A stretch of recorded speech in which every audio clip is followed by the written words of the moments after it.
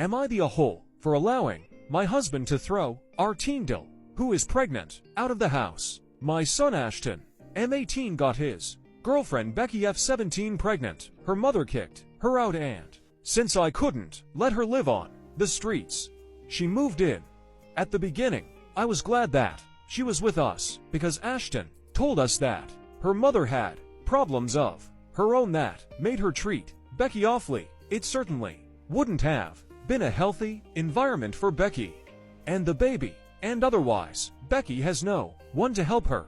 During the pregnancy, Ashton decided to get his high school degree while looking for an evening job to pay for everything the baby would need. Once it was born, I've only seen Becky once or twice, but I immediately knew I didn't like her. The first thing she did when she moved in was dropping out of school. Apparently she was so good at forging her mother's signature that the secretary didn't even question it.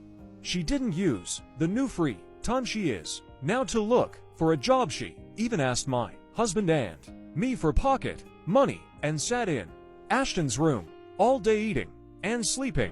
She has neither a high-risk pregnancy nor other health problems beyond the side effects of pregnancy. Even the doctor I took her to said she is healthy. After 4 weeks, I stopped asking her to help around the house and carrying her the food she asked me for, lying like Cleopatra on my son's bed, screaming, "Well, you can't call that asking." She demands it. The first time I refused to carry her stuff after her, she complained to my son that I bullied and starved her.